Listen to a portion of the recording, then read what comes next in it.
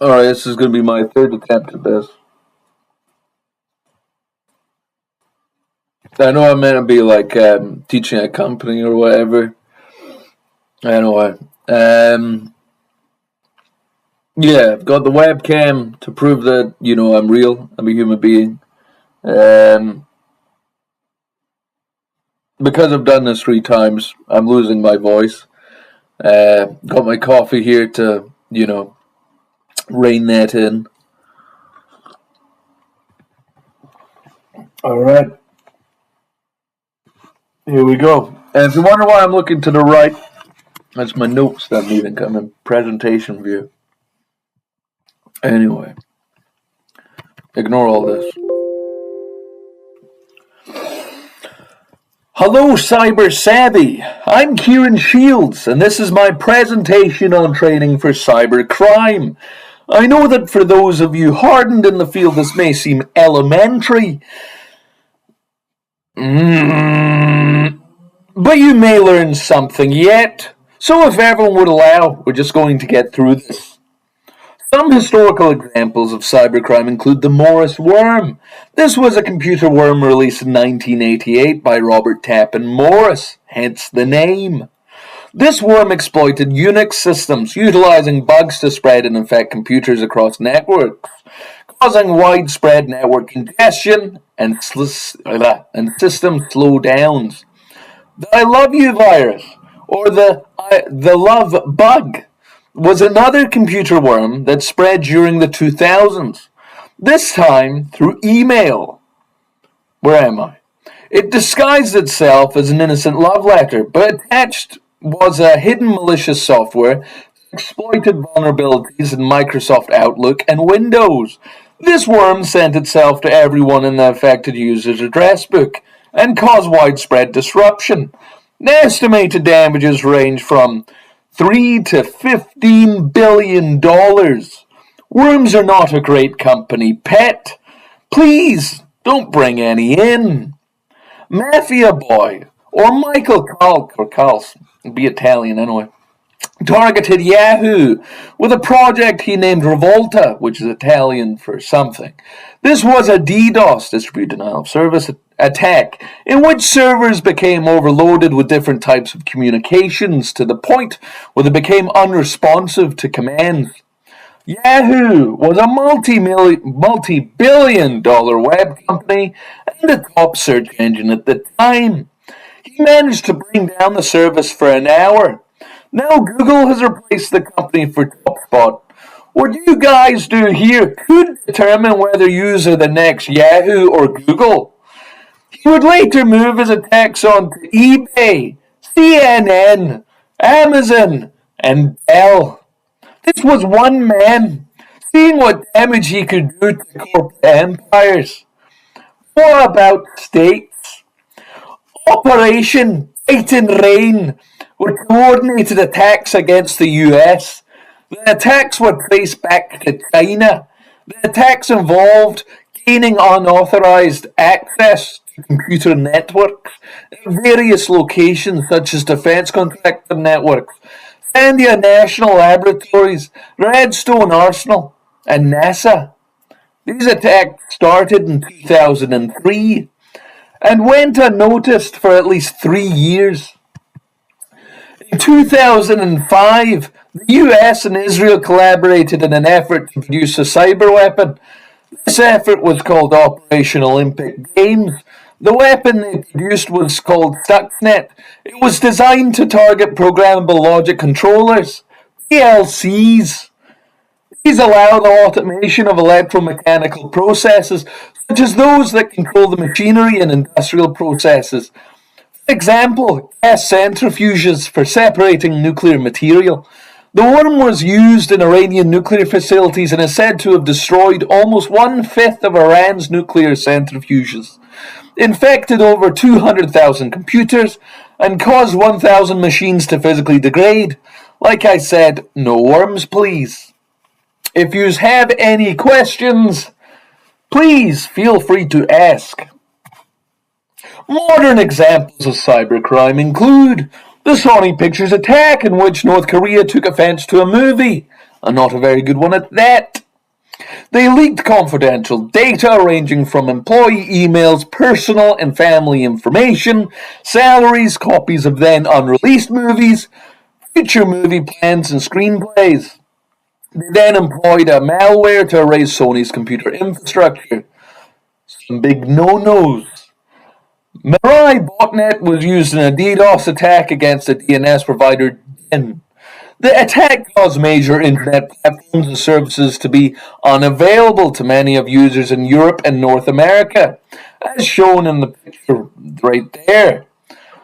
The activities of the botnet were executed by IoT devices, Internet of Things. Yes.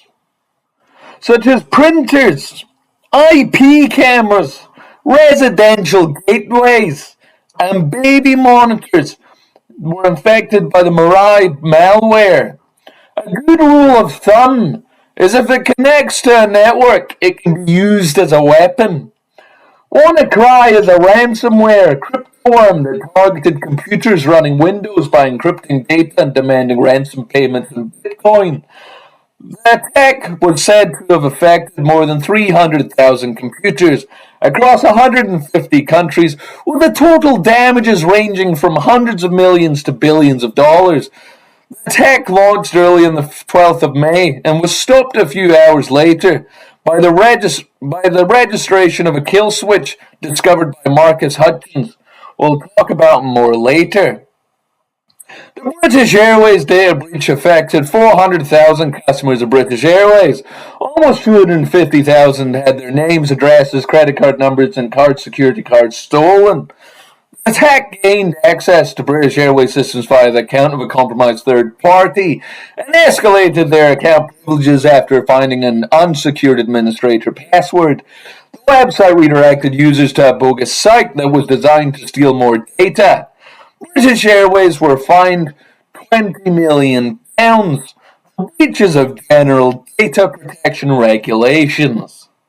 Operation Trojan Shield was a collaborated effort by law enforcement agencies from several countries. It was a sting operation that intercepted millions of messages sent through the supposedly secure smartphone messaging app Anon. You could actually learn more about this via the podcast.net Diaries. I love that podcast, very useful. The service was widely used by criminals, but instead of providing secure communication, it was actually a Trojan horse, covertly distributed by the FBI and the Australian Federal Police. The operation led to the arrest of over 800 suspects in 16 countries. Fascinating. How do historic threats compare to modern threats? In those days, we were a lot more naif when it came to security, so our protections were a lot more rudimentary. It used to be more common for threats to be individuals doing the attacks, due to the basic nature of system and network protections and the lack of legislation at the time. Now, due to how effective attacks can be in terms of global strategy and the sophistication of protections in place, states and groups now use cyber attacks to get an edge. The biggest threats used to be an external attacker, but now we have to protect ourselves from internal attacks, whistleblowers, the general incompetence. Consequences can be devastating. We have covered such techniques as worms, social engineering, weak credentials, DDoS attacks, espionage, ransomware, data breaches, malware, and phishing. These methods of attack haven't really changed since the dawn of cyber attacks. Software has required to become more technical to bypass defenses, acquire data, and remain hidden. But the idea stays the same. Get in, do as much damage as possible to the target, and avoid getting caught. Prison sentences look poor on a resume. What has changed is how much money and data is at stake, and how liable companies have become to such attacks due to the regulations now set. What about professional and ethical approaches? Due to the heightened liability involved in the codes of conduct, now more professional and tightened security is now a more efficient and in-demand practice. We now have clear legal boundaries, and as we have become more aware of the tactics and strategies of an attacker, now we are training experts in cybersecurity, and now not all hackers are bad guys. We now have laws to protect good hackers. Security used to be more reactive, focusing on patching, recovery, and damage control, as opposed to identifying and mitigating potential threats before they occur, using methods such as threat hunting, vulnerability management, and security awareness training, such as what we are doing right now. What a magical time to be alive. Now, when it comes to legislation, the top four that will come into play for us is the Computer Misuse Act. This legislation criminalizes unauthorized access to computer systems and data, as well as damaging or destroying them. Network information systems. Regulations is there to keep us in check. It's a regulation that requires companies to have the appropriate security measures in place to mitigate risks, that we are registered with an ICO, and that all incidents are reported to the ICO. The EPA sets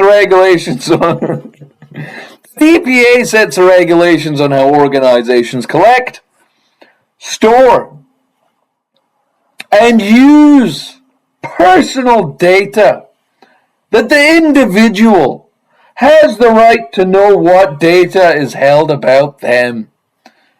They can access the data, have it corrected, or even erased.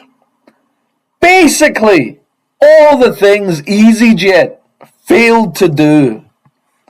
Finally, the Product Security and Telecommunications Act is a law that sets out the security requirements baseline. Manufacturers are required to meet these requirements. Critique on legislation on computing crime. Laws take time to put in place, as they have to be thought out in how they will affect those governed. Tech does not wait. It propels itself forward, and that all regulations are constantly lagging behind. This leads to tragicomical results. Every state having its own laws and regulations means that it is a challenge to get anything done.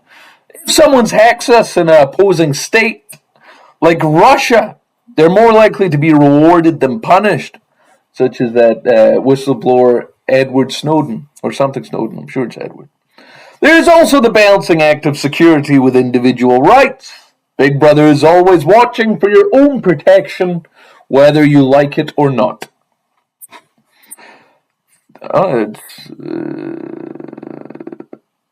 For some reason the picture isn't coming up.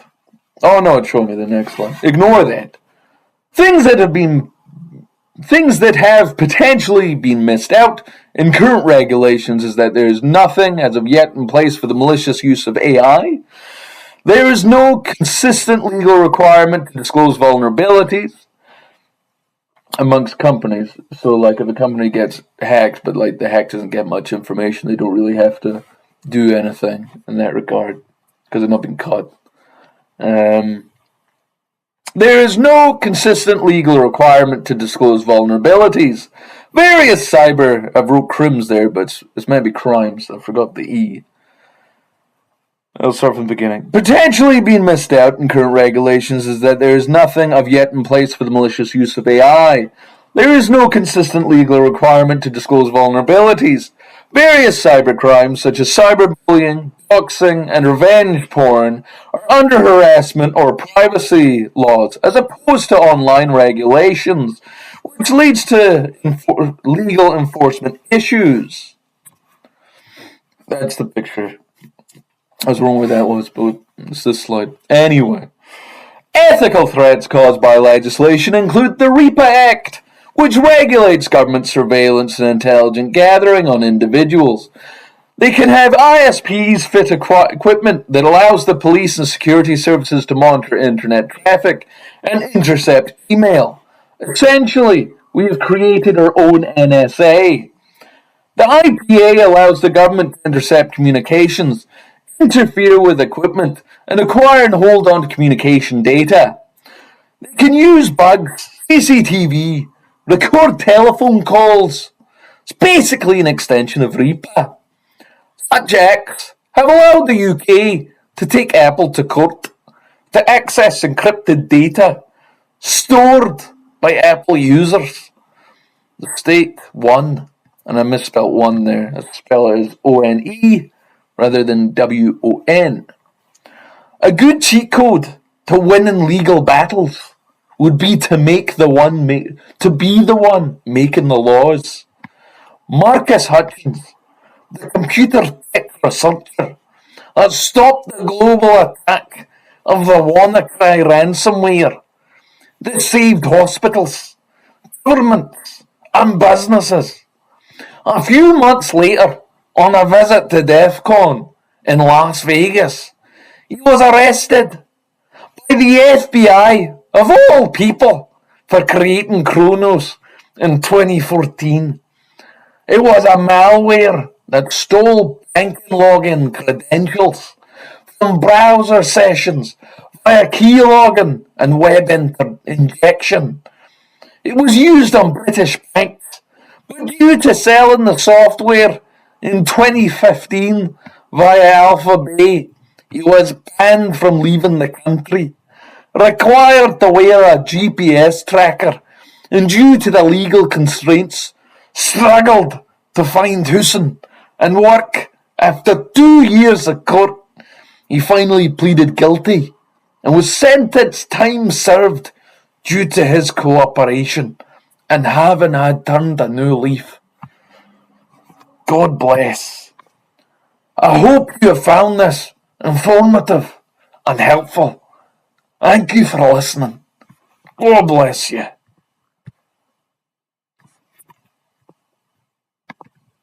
Enjoy it.